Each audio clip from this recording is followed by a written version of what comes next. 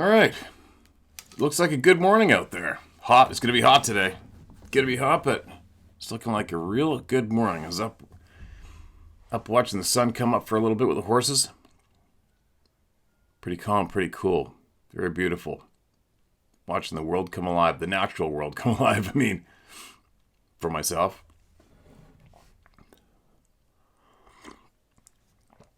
First coffee.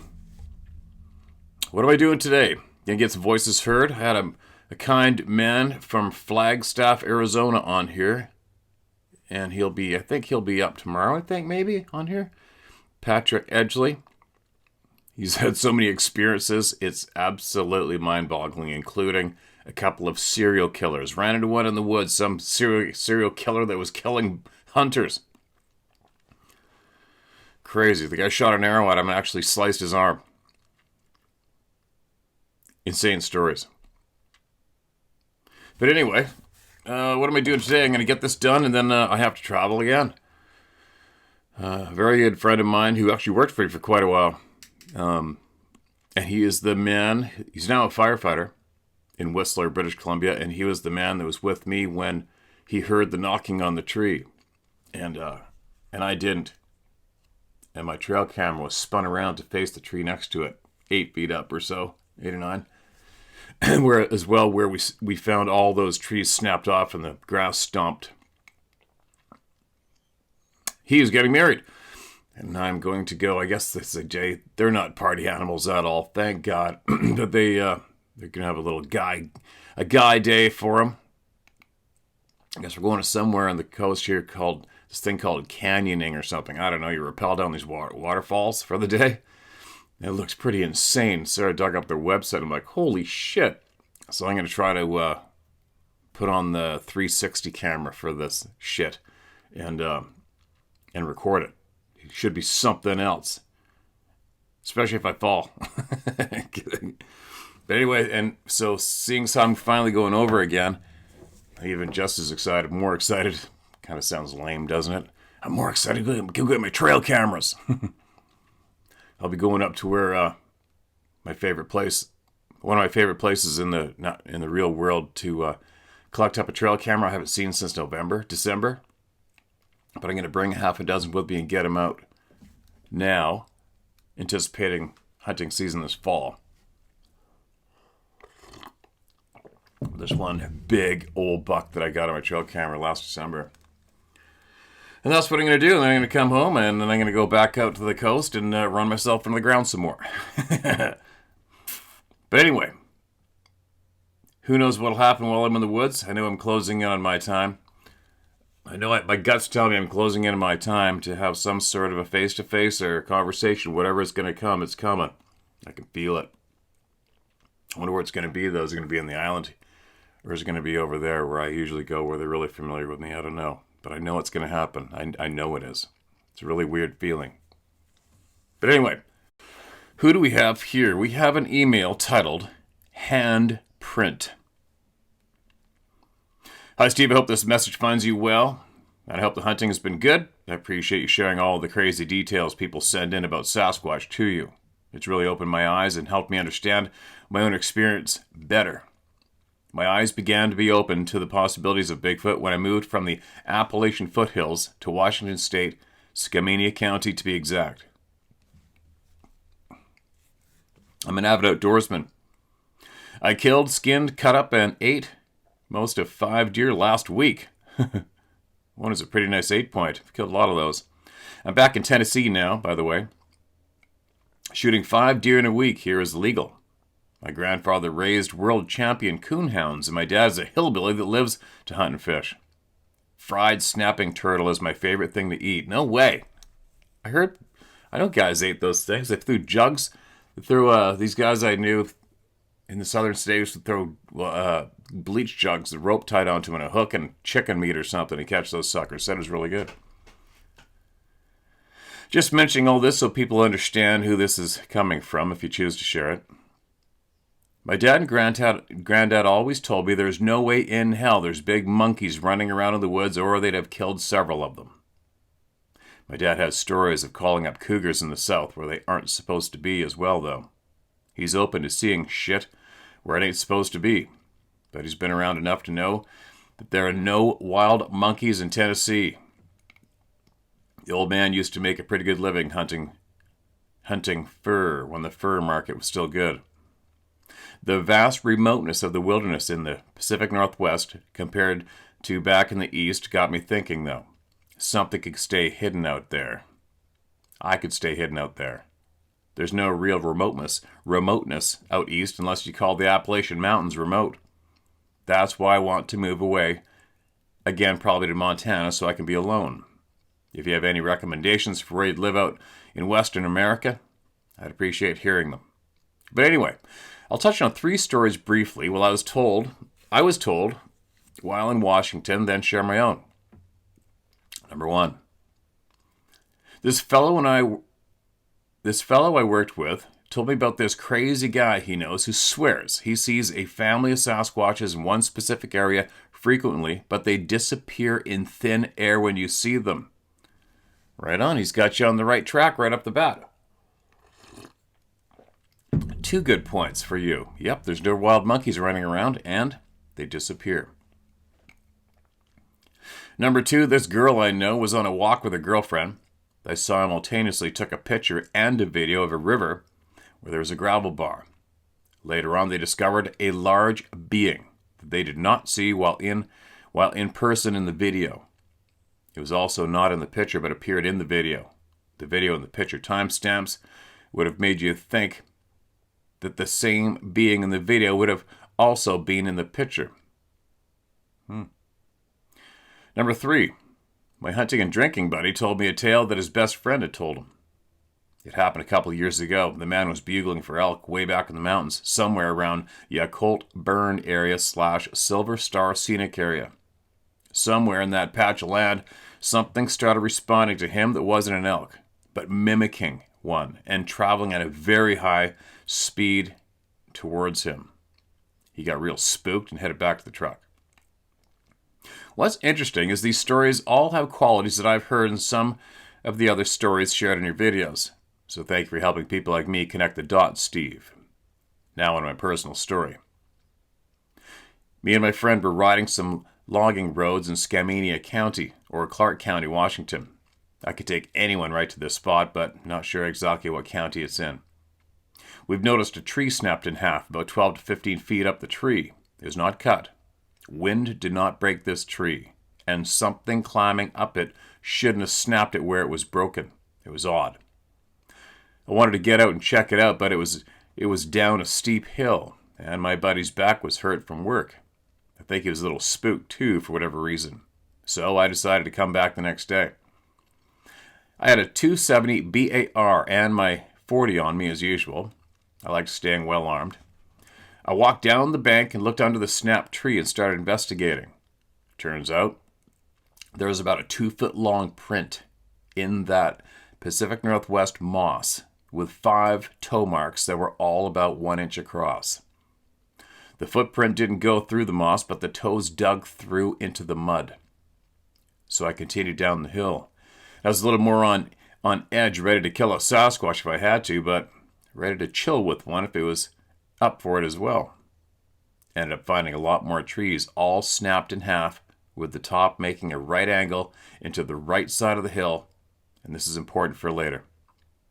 I followed these until I came to a huge ancient downed tree I had to crawl over. After I crawled over it, I found a couple more prints. About a 30-pound rock on a bed of needles. It was perfectly round, and you could roll it around. It wasn't stuck in the ground at all like you think a 30-pound rock should be. It also had no moss on it, which is very odd for anything that sits still for long in the Pacific Northwest. I also found a bunch of snapped treetops that were drugged there. Couldn't see where they were broke off. Definitely seemed like I found a Sasquatch spot. I assumed the rock was something the Sasquatch used if this was indeed a squatchy spot, so I moved it. I was thinking if I go back and it's back on its bed of needles or somewhere else, then I'll know something is up for sure. A couple of days passed by and I thought I'd built the courage up to go see if the rock was moved, so I drive up the Washougal River and back into the wilderness. I get there And I have a feeling like I really shouldn't go down there to F around in Sasquatch's little spot again. So I abort the mission and drove a little further to take in some views I got out of the car. I got out of the car for maybe 5 minutes on this logging road to lean up against it and take in this cool view of Mount Hood. Nobody had got near my car or touched my car during this outing. I get home, shut my car door, and I realize there's this stupid big dirty handprint on my driver's side door with about 7-inch long fingers, and the round muscle between the index finger and the thumb was about the size of an apple. Imagine the grip on the fellow with the hand muscle like that. I looked for some signs in my car, and you could clearly tell there was something drew a right angle with some runny bird shit on the side of my car. What? Let me read that again. I looked for more signs in my car, and you could clearly tell where something drew a right angle with some runny bird shit on the side of my car. Like they were communicating something about the right angle broken trees to me. Weird.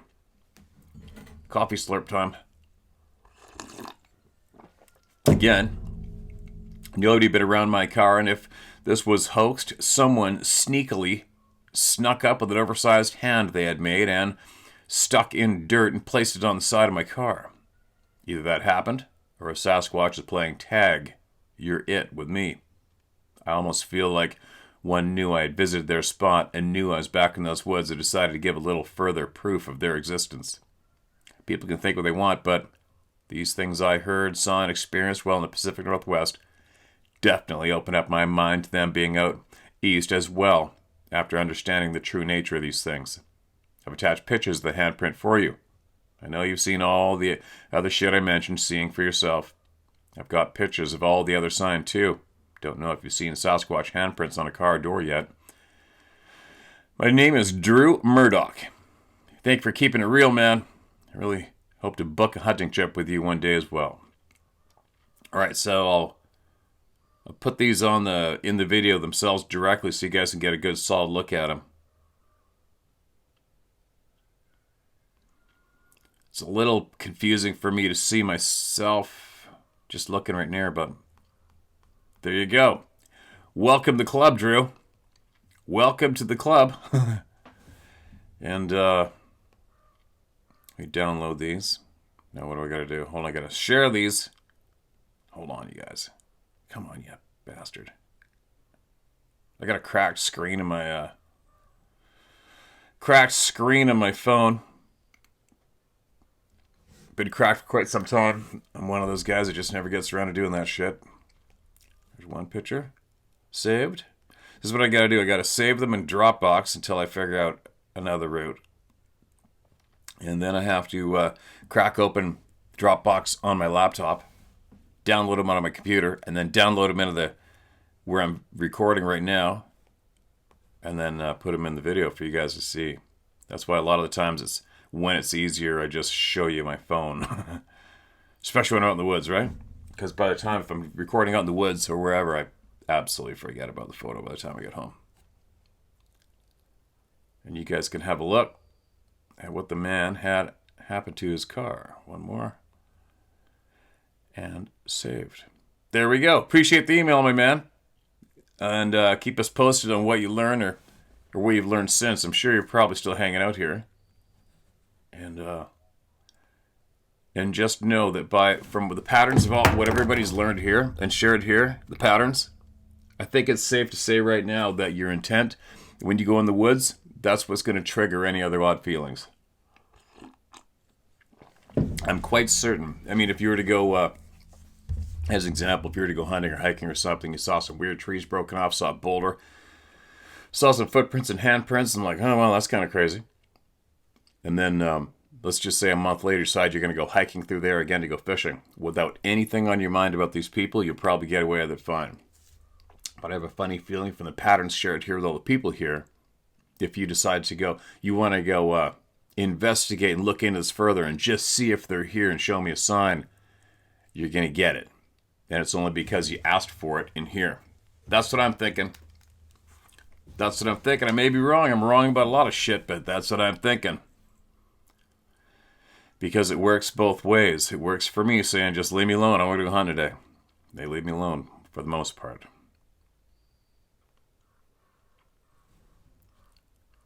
Raven's outside. I've been watching everywhere. I haven't seen that white raven. Did I share the white raven here with you guys? I must have. I think I did. I haven't seen that white raven for a while. Again, I haven't seen him again. I only seen it once. I should have told those my native friends when they were on the boat. They're coming back. I'll tell them about it. See what they got to say next time they're fishing with me. Steve. I had an experience at 10 or 11 years old. I'm still trying to bring back fully what I blocked out at a young age. By a lake in Texas, looking out the kitchen window that was from outside, 9 to 10 feet off the ground. I saw a hairy face that filled the window. This scared me so bad. You're the only person to ever hear this. Till now. I'm going to be 61 in January 2021. This is an older one. Pray this shit show will wind down. Sorry, predictive programming for the week. What I'm thankful for is what happened in years after that. To never be afraid in the woods, even in blinding darkness, seeing deer mostly, young but not running away, as long as I wasn't too close, weird maybe, but I felt one with nature. Babbling, I know. Praying rest of incident comes to mind, cause like you, I know they are not animals. Animalistic nature maybe, but so are we. We choose to be in nature, so far ahead of us in everything they are. Point to make. I have Cree blood from one side, from Alabama, and the other is Cherokee on Granddad's side. Even if small, it still runs through my veins in more ways than one. Babbling, I know. Heartfelt gratitude for what you stand for, and all of us, my friend. No name, no email, but marked as unread. Gotcha. Appreciate the kind words. And so many people, just like Patrick Edgley and other people, have emailed in about seeing things when they're kids and having it absolutely blocked out. And then it comes back, and the memory floods back. We've had a lot of people say that here. Interesting, right? Blocking out, or was intentionally blocked out. Sometimes I wonder if I'm going to have some shit come to the surface one day.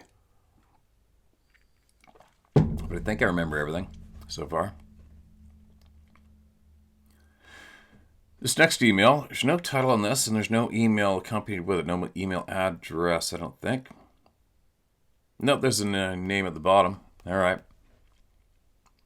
Let me start by saying I don't care if you share my name or not, or whereabouts. Or whereabouts this happened, or when it happened. Last but not least, I don't give a shit if anyone believes me or not. And as for the haters, if you like the story, fair enough, share it with your friends over a late-night campfire over the weekend while popping beer. If you don't like it, F it, forget it, and move on with your life. I don't give a damn, LOL. All right.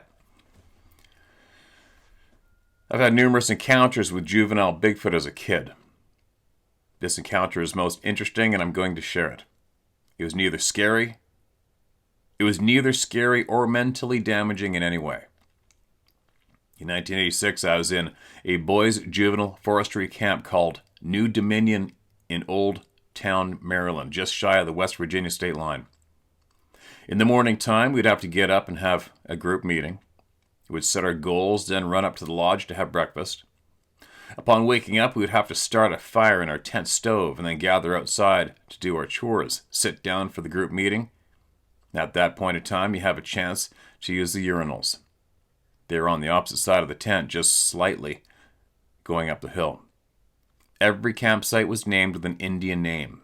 Ours was called Kumate.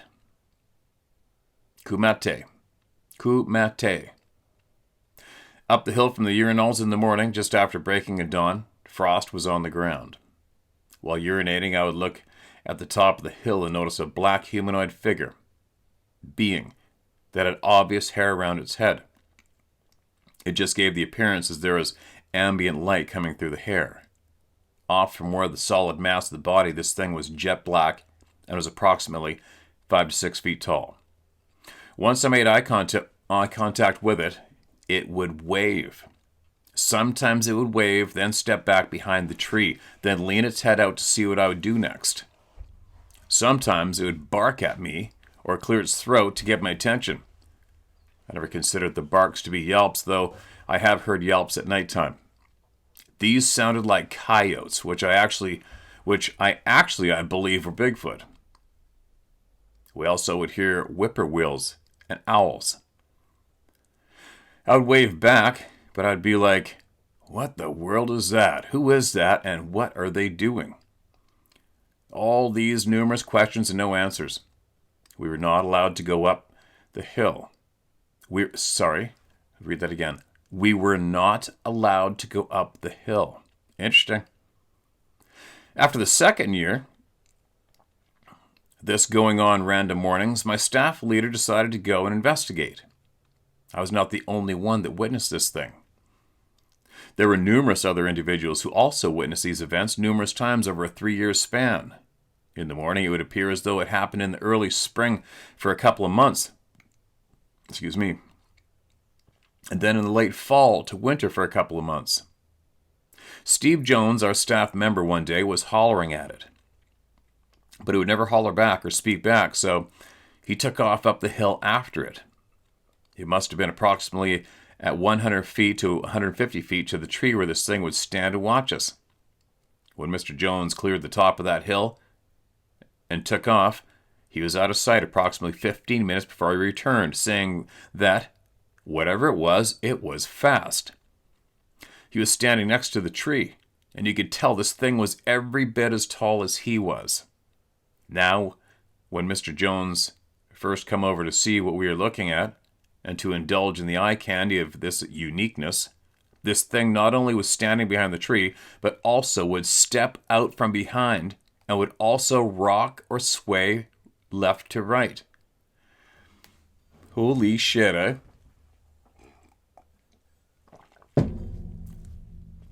It would hide behind the tree, but you could see a half a portion of its body out the left-hand side of this tree.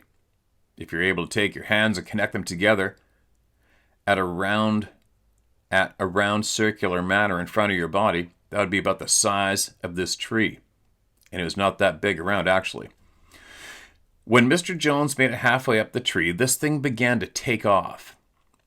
It would start and stop and look back down the hill as if to say, if you're not chasing me, I'm not running away, LOL. You got the impression that this was not an individual. This was definitely something else.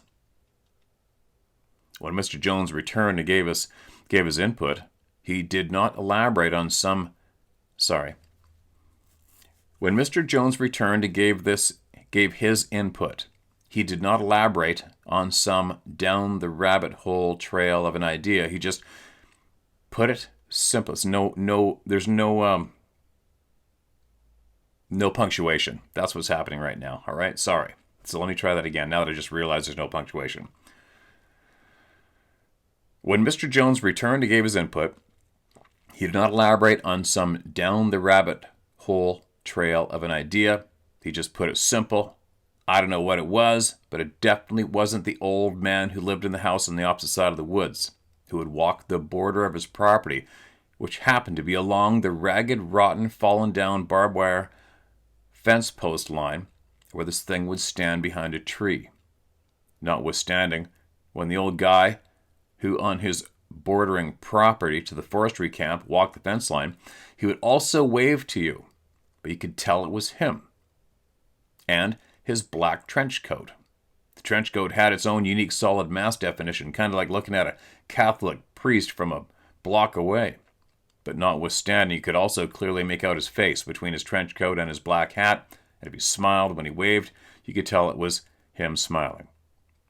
But that was not the case with this black thing, that I strongly believe is a juvenile Sasquatch, a black one. I do not think it is a full adult because it was not growthy, massive, nor bulky. Now let's move forward. So one night, I had trouble sleeping. You could hear something walking through the woods around our campsite and sometimes periodically messing around with pots and pans in the kitchen area. On one certain night when I could not sleep, I was on my cot in the tent, probably roughly around 12 a.m. to 3 a.m. in the morning. I could hear this thing walking up the field outside the campsite. It came up to our tent, which was the first one, there was 4 or 5 other guys in the same tent. This massively big tent was about 14 feet to 16 feet wide and normally around 22 feet long, made with big logs, approximately 8 to 12 inches in diameter, with 14 to 16 inch in diameter post uprights buried in the ground. This was how all of this thing was framed together. Clear, heavy gauge plastic from 4 feet up to 8 feet up. That was your visual window outside this tent. The roof is extremely heavy gauge ripstop tarp, then overlaid with large canvas tarp. And from the clear plastic at 4 feet high off the ground down to the ground was heavy gauge yellow ripstop tarp that rolled up and down so that in the winter it was down in the summer. So that in the winter it was down, in the summer up to allow airflow. On this night, the tarp was slightly up, which makes me think it must have been early spring or late fall. Anyways, I heard this thing coming up from the field. It got dead quiet, and I could have swore everybody else in the tent had been awake in there. I could hear my heart stopping. Hell, I think I was hearing everybody else's heart beating. Notwithstanding, I swore everyone else was awake in that tent because of how quiet it was. You couldn't even hear the normal snoring, farting, or anything else that you would hear from the other guys in your tent doing while sleeping in the middle of the night. But no, not on this night. It was so quiet, I knew or swore they were awake and also were hearing this craziness. Anyways, it stopped right outside my portion of the tent. I heard it squat down, then down on its knees. Then lean forward and extend its arm forward, and I could hear the tarp that was partially rolled up and held up by the strings get brushed by its arm. And moving, I could hear this thing grab my bunk, feel it with his fingers, as well as move, stand around on the ground in the gravel. So I visually could comprehend and visualize what this thing was doing. The only thing I didn't know was that this wasn't a person. It was an animal? Was it an animal, or who the hell knows what it is? Nevertheless, my point is, it reached up underneath the blankets and was feeling around in it. Touched by the leg and stopped. You could tell there was like a magnetic shock between the touch of his fingers to your leg. My whole body was charged. My whole body was charged anyways with a slight fear of not knowing what does person who I thought it was up to, as they were feeling underneath my blanket, around of my bunk bed, and ultimately my leg, lol. Typos, okay? No big deal. After messing around and continuing feeling around, this thing reached back up and touched my whole leg and grabbed my leg. Scared the hell out of me for a minute. It let go and sat there. I could feel it thinking, lol. This way to one seems like an hours. Okay, this way to one seems like for hours. This went on. I think he meant this went on for what seems like hours.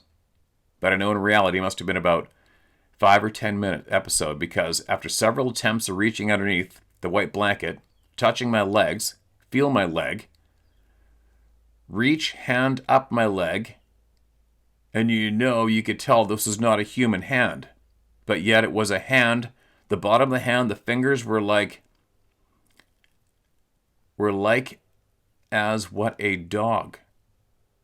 All they were tough, real tough. Shit, there's a few typos. Kind of sucks because that's some description, right? You could tell this is not a human hand, but yet was a hand. The bottom of the hand, the fingers were like, that's ADS, were like ads, what a dog. All they were tough, real tough. Pads, okay, maybe pads like a dog. And they're all tough, real tough. Okay, that sounds probably what he meant. The touch of the fingers felt like the pads of a dog. Gotcha.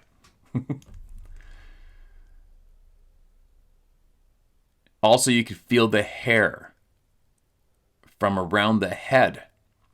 Very weird, very spooky, very creepy feeling, LOL. Mind you, I'm still thinking this is a someone now, and I think it's a pervert, and getting ready to get molested by them. Finally, I shake off this uncountable fear-like feeling, and I began to set up my sleeping bag very quiet.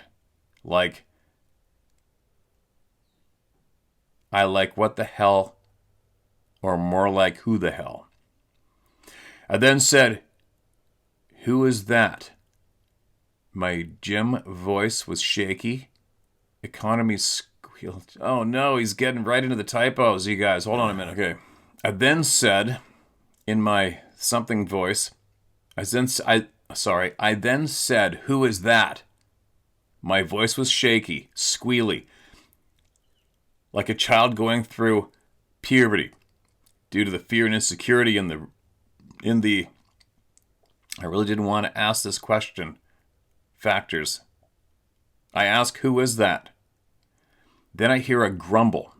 Not like hey, growl like a grumble. Then I hear a whoo or a whoop sound. Then step back and back up underneath the sleeping bag, which was not zipped up. It was laid open over top of me. Grab my leg again below the knee, then move up my leg. When it got up to my hip, it was feeling around with a grab by my genital area. It started to put out the sounds like hoof, like it knew it just grabbed another man, or identified that he grabbed a person, human being. I then sat up straight with both hands grabbing the cot. Who is this? What are you doing? You could hear them, their whole body stand right up, like it pushed the atmosphere out of the way. You could see a black mass in the darkness through the clear plastic from the 4-foot-high mark to the 8-foot-high mark in it. Tore off back down through the field for the same direction it came from. Jumped over a ragged, fallen down barbed wire fence, landed in this little stream. You could hear the water. With its feet as it passed through it, and off into the woods. It was gone. Just so you know, there's a typo every second word, okay? Like full on, he did it voice to text, and it really screwed it up, but we're getting it. Now, at the same time this is going on, this is the same a duration of time, I want to say, the same week, within the same 2 weeks, that the staff member took off up the hill chasing after this thing. I strongly believe it was the same week. Furthermore, the moment this thing moved his hand up my leg and grabbed to my legs, it was not an actual grab, my crotch area, like it knew what it was doing. It was a movie, or fingers around and around, like it was processing the area, like it was touching, like it was a baby trying to elaborate in its mind. This is a leg. This is a torso. I mean, I'm just guessing, but the moment that it recognized that it had my genitalia, its hands, you could tell there was like a uh-oh. Or like the shock of comprehending that it just grabbed another male between its legs. Like that moment of shock was the most illuminating. The lightning moment, like it shot from touching somebody else, somebody so intense, like I almost feel like I felt the shock of its acknowledgement myself, LOL. This is why I love your show. You do a great job. Tell stories. I remember when you first started the stories. Tell the stories. Very proud. Very proud of the person standing up your way. You deal even with the reputation you've already had as a man you are.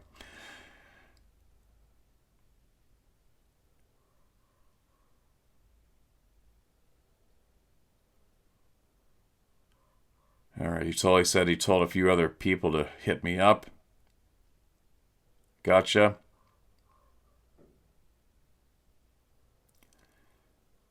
Again, I'm the guy that tried to set them up and set a snare for them in West Virginia, where some friends of mine were going to set them up. Talking about what they're going to do to that website. Like the BF blah blah. Again, I'm the guy that tried to set them up and set a snare for them in West Virginia, where some friends of mine were going to set them up. When they got up into the woods, we thought about just torching the woods all around them in a big circle. That would scare them tragically to death for the rest of their life with severe post-traumatic stress disorder. Then on the other hand, we had another idea. Since we know where Bigfoot is, we thought tying them to trees and leaving them there for Bigfoot to deal with their bitch asses. I mean, who on God's green earth would shed a tear with the loss of their bitch asses? Okay, man, take it easy. I hate bullies with such a passion. I just want to take a flamethrower torch to their bitch asses. That's exactly how I feel about bullies. Okay, I gotcha. Your inner voice just came out. I'm guilty of that too. Anyway, Steve, you're doing a great job. You're very much appreciated for all your truth, honesty, and that's what we love, especially as Christians. Obviously, that's a good reason why I hate bullies. Hate bullies and crowd falls and parasitic devilish minions, lol. Keep doing what you're doing. Stand strong. Lots of us out here. We got your back. We know you can see. Well, now you can see why they call me the Grump, too. I'm pretty good at living up to my name. Thank you for all your new videos coming up. Love the stories. I'll be sending more of mine. Thank you for everything. Paul Sulcer, a.k.a.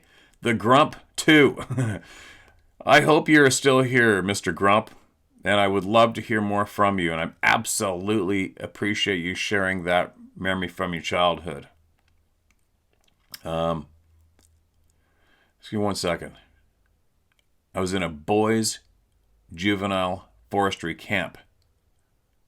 All right, so I'm imagining this boys' juvenile forestry camp. Now, is that for the quote, the so-called bad kids?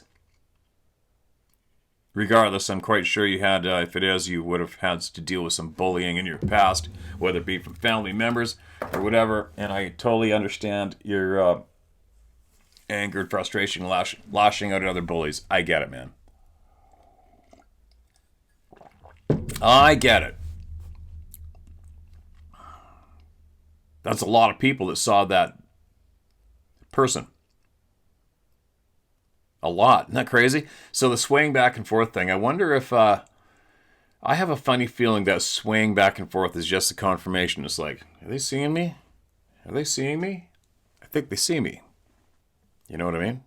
Do you think? Maybe? It's got to be. Because most of the time you can't see them. And that's such a common pattern of them swaying back and forth. Oh, they're looking my way. Is it me they're looking at? Oh, yep. They can see me. Holy shit. You know what I mean? Just trying to guess. I don't know.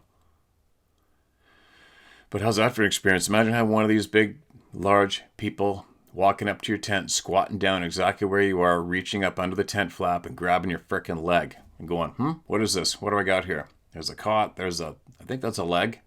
Oops, shit, it's a dude. And then taking off. Wow. What an experience. But if you're still here, my man, and you got more you want to share, you're in the right place to do it. Let me adjust my camera. I got my laptop on top of this little thingy right here. A little more room so I can face it. There we go. It's a little more comfy. Excuse me. Wow. Quick side note, I got to tell you guys this. Yesterday, so hot out. Got a lot of shit done, and finally we decided, okay, we got to do something and hang out. I haven't hung out with Sarah, the dogs, or anybody for a while, so she went and bought 3 those inner tubes that are built for sitting in and floating with the mesh bottoms so the water goes through. Then we're going to go, what did we do? We dropped her car off way down the road, downriver, and threw 3 floaties in my pickup and drove up to a different river and threw them in. And her and Ruby and I went and drifted down the river yesterday for about 3 hours.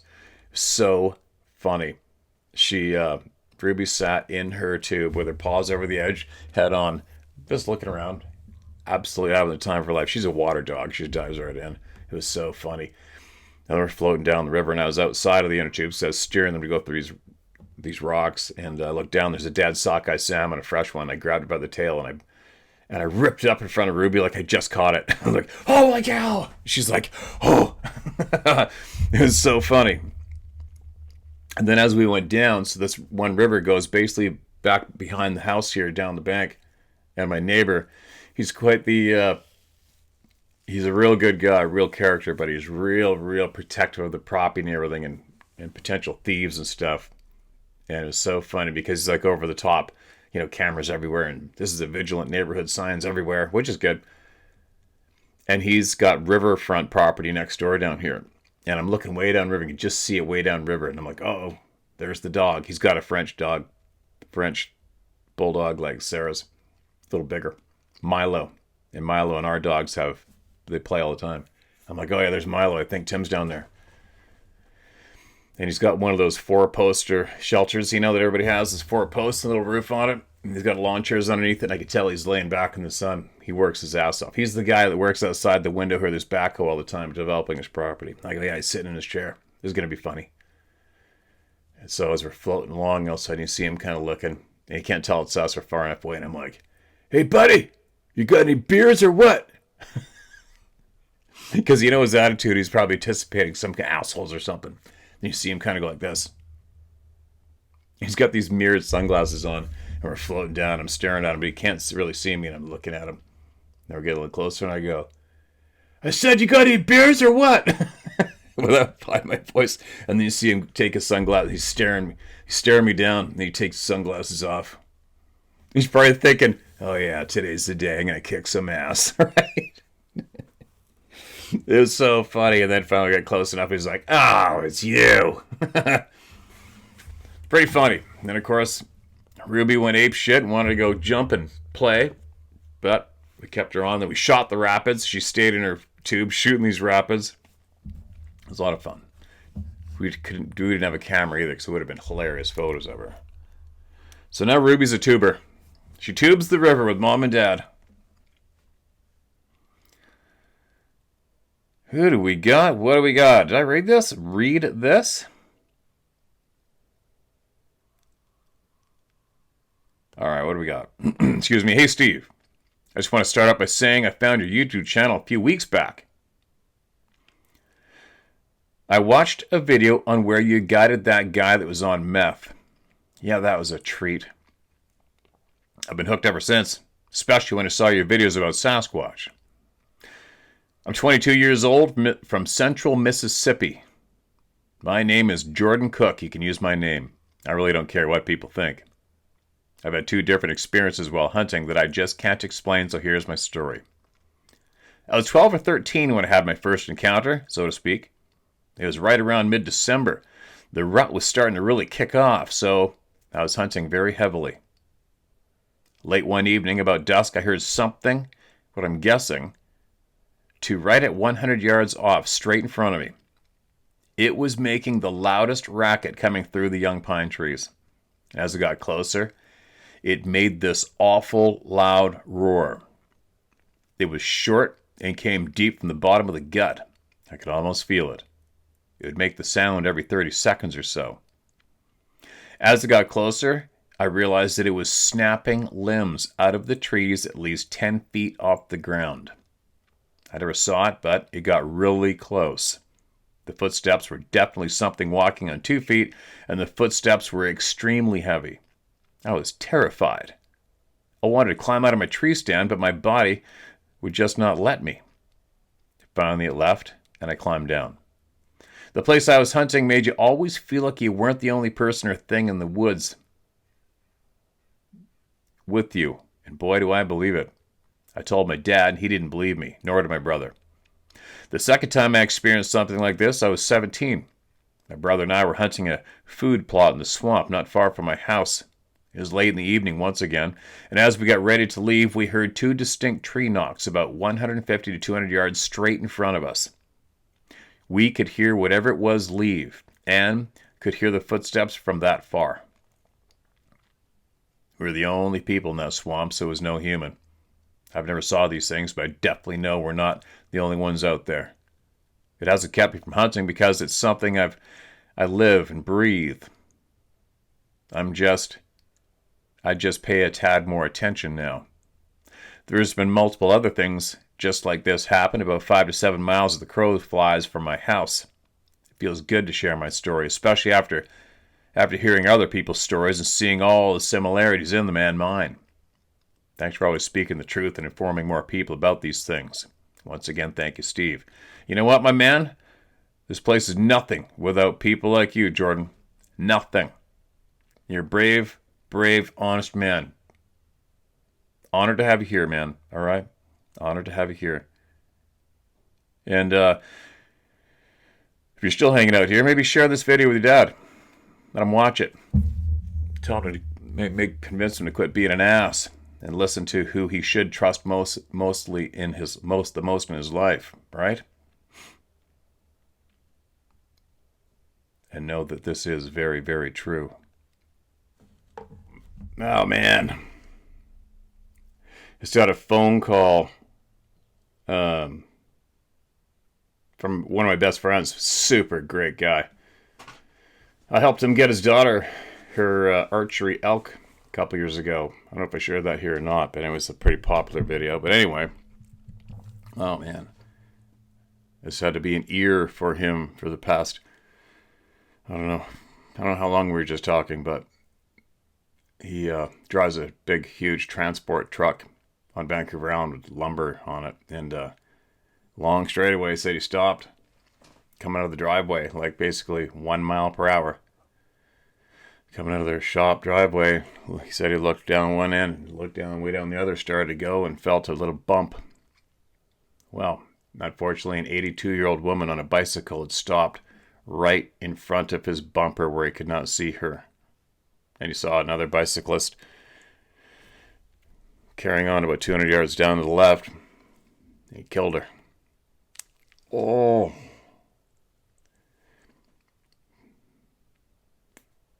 What do you say? Be an ear. Be an ear for your friend. Big time misfortune on both sides. The victim, 82-year-old lady.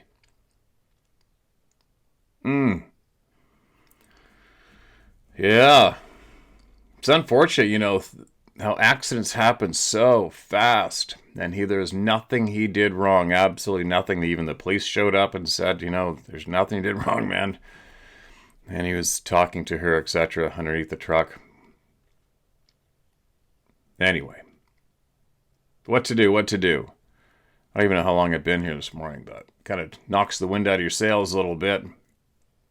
Thank God his wife is a counselor, actually, and he's got the right partner for him for support, so he doesn't get all too messed up. He doesn't sound too messed up yet. He's dealing with it. He's obviously pretty upset, but what a shitty ordeal. What a shitty thing to happen. That happens so commonly, especially bicycles, especially in Vancouver Island, it seems. Any cities, too. Apparently, allegedly, the bicycles are the most dangerous vehicle to operate in the world is a bicycle. Shitty news. Anyway, I had one more email I was just getting ready to share. Maybe I'll share that anyway. I'll share this email and then I'll go. Sorry for the interruption, but I was gonna close her up. But let's leave on a different note, shall we? Be careful out there, especially if you ride a bicycle around. I'll tell you what. Things happen so fast. I have so many first responder friends, so stories like this aren't overly new to me, but not this close to home. One of your best friends has that unfortunate moment with someone else who was some serious misfortune. Be careful out there, you guys. Hi, Steve. I've been trying to write my stories to share with you, but just haven't been able to. And I think this is why. I related what I'd seen to someone online locally. The response was a few people thought it would be fun to come to my place at night and make noise. I could tell the difference right away. Let's just say I didn't appreciate the visit. I don't think they meant any harm, but that's why my location is California, somewhere in a forest by a large lake in a volcanic area. Since I can't write my story again, yet I had thought that I could tell you some bits of and what I've learned so far about these incredible beings. At this point, I believe my visits started when I was 4 years old. My parents had a placer claim outside of Yosemite in a remote and very difficult area to get to, in a car anyway, and I spent my summers in the woods growing up, camping. I was in charge of keeping an eye on my little brother. So when I walked up to my mom and asked where he was, she about jumped out of her skin, grabbed me, and said, "Where have you been?" I'd been missing for over an hour, and my brother was taking a nap. I have no memory of going anywhere. With huge rattlers in the area, I didn't wander off out of sight, ever. That's my first possible experience, and I've never talked about it before. Never put it together with what I've seen lately either, until just a few days ago. Years later, we were camping outside Tacoma, on the road to Mount Rainier. My father was in the military at the time, divorced and taking us and our friends to the forest. We'd arrived, set up camp, and then, as we were about to run off and explore, my dad pulled me aside and asked, "Did you see that?" "Huh?" No answer. I ran off to join the rest of the kids, and when we got back, he wants to pack up. So I asked, "What did you see?" But I'm giggling because it was a really great spot by a creek with plenty of water off the glacier. He knows I tease him, even though I always believed everything he said, and he asked me, what are the chances of me talking you into packing up? I think we should go." What's a kid to say? "Dad, we just got here." I was around 13 years old. He looks around and sees the excitement and knows he'd go from hero to zero, so we stay. That was the last time he ever camped. 2 nights. He said he was too old. 43 years old? I asked him again what he saw, and I got the none of your business look. This was a man that had his full dress Harley stolen by a gang of bikers that were a rival of the Hells Angels. He found them and saw the saddlebags in the yard. He walked right up and had a conversation. They said, "That's not yours." He pulled out his keys, walked over, and opened them, closed them back up, and carried them to his truck. He was a badass. But what he saw in the woods that day was the end of his camping trips. He must have endured 2 days of hiding fears so he didn't have to say what he saw. The man served in Korea and Vietnam. I've been scared and stalked in the forest since then a couple of times. It just makes me really angry, and I start yelling, "Get your ass over here if you want some. What are you, chicken?" Really, I don't want to fight, but it's better than an attempted death by fear. Solo knife fights while jumping and turning, flinging arms, and growling are pretty safe, I guess. And I guess intimidating. If I wasn't so pissed, I'd have been embarrassed. Stupid work sometimes. I think what I really did was display my desperation, determination, and lack of patience. I was sure it was a mountain lion, but it left, whatever it was. My truck was stuck, I was on my own, and I had no flashlight. The only way was through. After the dancing with knives, I learned it wasn't needed. Just do not let fear override. Humor works wonders. If they come, they come. Stand, be counted with a smile on your face and determination in your heart. The last time one tried to scare me, I was with my horse. If anyone thinks I'd leave my horses, they bumped their head. Wide-spaced red eyes were staring at me from 50 feet away and 7 to 8 feet off the ground, leaning over a no-climb 6-foot fence. I look to my horses because I expect them to bolt and for me to be going through the fence to join them. They're watching the same thing I am with ears forward in anticipation. Huh? I look again and the thing seems to think this is funny. In my mind I say to him, "Come at me and I'll shred you." The fear wavers and he tries again, and honestly my control was on the verge because the fear was so strong. So I go for it before I'm overcome. Quote, "If I can't get the job done, my family will finish the job," knowing it would be true. I turn my head and nod at my horses, and this is no shit. All 4 horses start nodding at the critter. All fear attempts stop and are replaced with amusement and some awe. He's looking at the horses. I look at the horses and back, and he's gone from sight but still present. I went back to what I'd been doing before turning to leave. He did follow me back to the house, And that's when I recognized the feeling of what I was sure before was a mountain lion back 30 years ago. I'm still not sure if they use a different language or if they just use a different method of communication. When we speak with emotion, I think that can carry simple meanings. They are more advanced than most of us in psychic stuff and very intelligent. I've heard they have 1 foot in the 3rd dimension and 1 in the 4th. I'd agree. They can shapeshift. I've seen 4 different shapes and have come to believe these are all from the same family. The forms I've seen are a huge and weird-looking, long-legged dog type on all 4s. An invisible type that likes the trees but walks on the ground too. A black fluid type. Not talking about that one yet. And probably, the common raven. The ravens are an incredible story all on their own, but it's also entirely possible they are normal ravens. At the moment, I'm still skeptical. I've seen other forms in dreams, small tiger, female mate to the male, and some crazy weird but very cute stuff I can't really describe other than to say it was their kids. In dreams, they look like a Neanderthal/human. They live underground, but also in the sun, and the ones visiting me at least grow their own food in ponds, turtles, among other stuff that lives in the water. They can use dreams to communicate. Not by talking, but by showing. All 3 of us living here have had these types of dreams, but with different scenes. I mention it not because I normally put stock in dreams, but because we as a family are getting to know these beings, each on our own time according to comfort levels. And recurring dreams. The coincidence in the subject matter is too strong to ignore for me. The guys don't like to talk about it, so we haven't. I found out about their dreams last night. The reality shift I went through recently was so fun. I'm not pushing anyone to accept what I've seen. I think someone else said something like, accepting something so far out of your wheelhouse seems to be a process. A regular, hairy kind of guy would have been much easier to accept. But it's also felt like friends and neighbors. All 3 of us have been given tours of their home in dreams.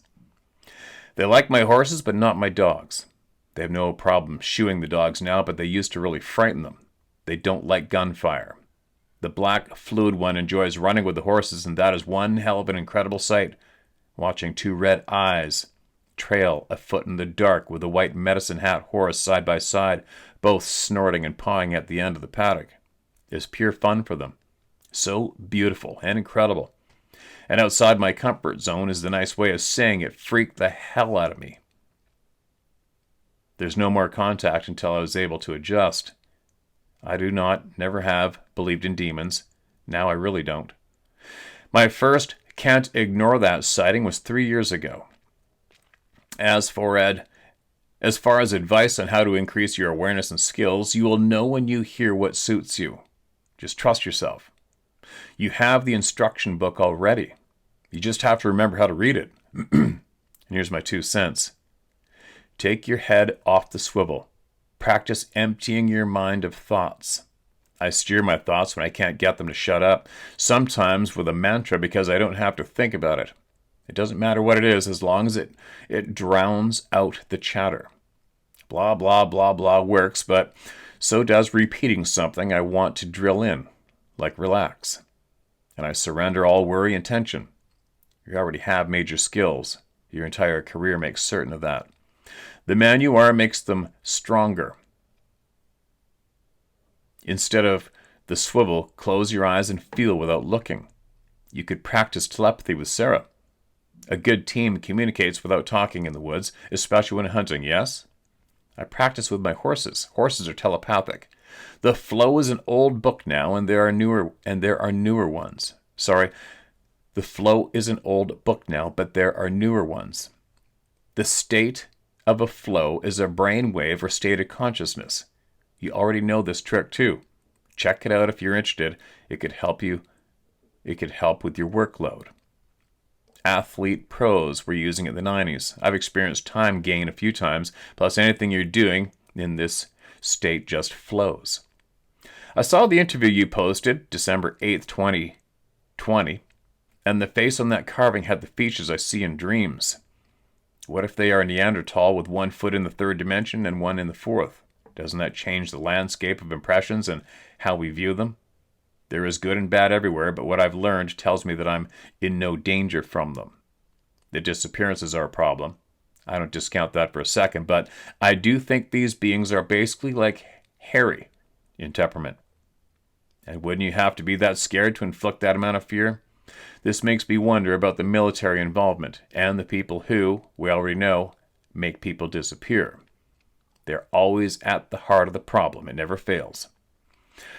What if these beings have been under attack since we settled here?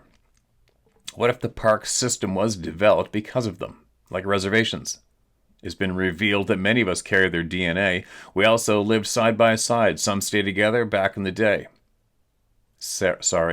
We also lived side by side. Some say together back in the day.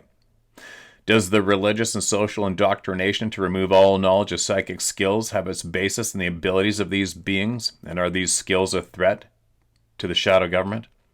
Did we acquire our skills from their DNA? There are answers to be found in DNA. What's been hidden is enough to drive one nuts sometimes. I'm perfectly capable of driving myself crazy with questions I can't answer. Same.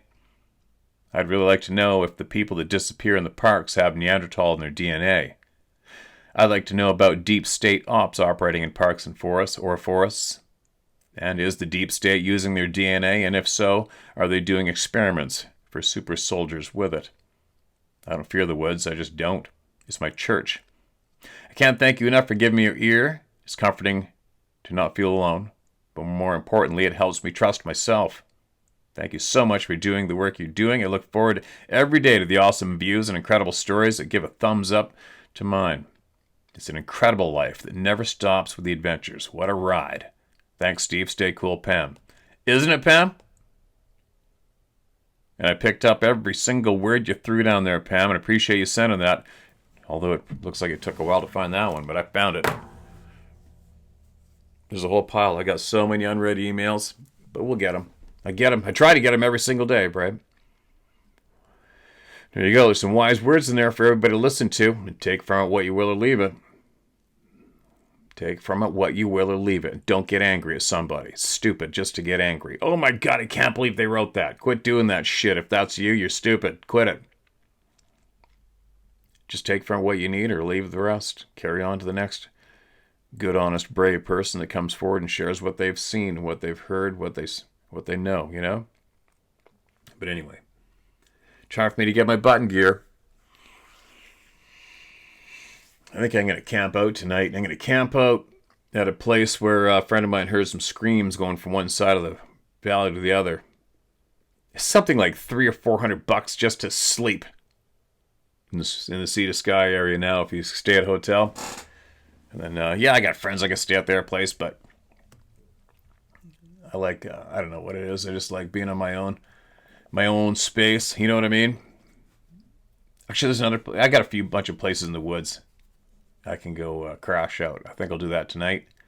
Then apparently I got to meet up with my friends at 8:30 in the morning somewhere. And then we go to these unbelievable waterfalls and carved rock and rappelled waterfalls or something. I don't know. It's something crazy for the day. And then after that's done, then I guess I'll probably see if I can slip away.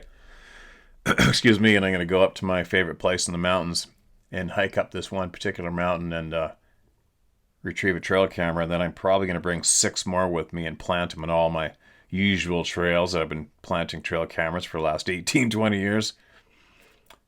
And start putting together the puzzle for this monstrous, frickin' huge old black-tailed buck that revealed himself to me last December. And carry on. But anyway, there you go. There you go. Man, I'm not overly worried. I'm just concerned about my friend. He's such a solid, straight-up, good, solid guy who's really got his shit together. A great head on his shoulders. Father of two teenage girls. And I really hope he pulls through what he experienced yesterday without too many negative effects in his life. You know what I mean? Such a shitty deal. Oh, such a shitty deal. having an accident like that, especially when it involves the loss of life. Oh, there's a lot of people hurting today, isn't there, around those both sides? A lot of people hurting, really hurting. It's almost like I can feel it. But anyway, here we go. Share it, my story, at howtohunt.com. All right, you guys? Get your truth shared, please. Be brave. Don't be afraid. Be honest. 99.9% of everybody out there didn't ask to see or experience what you did. You know what I mean? And we get it. But we want to hear about it and learn from it because it helps each other, right? Helps everybody a lot. I still haven't had anybody write in and say, oh my God, I wish I didn't share that with you. Said nobody ever. Not yet. It's a good thing. It helps. I think tomorrow I'll have a guest on here with me tomorrow, I believe. And then the day after tomorrow, I might even be able to record from the woods where I'm going and have that on the next day. We'll see what happens. But I'll be back either way. I should be. Later.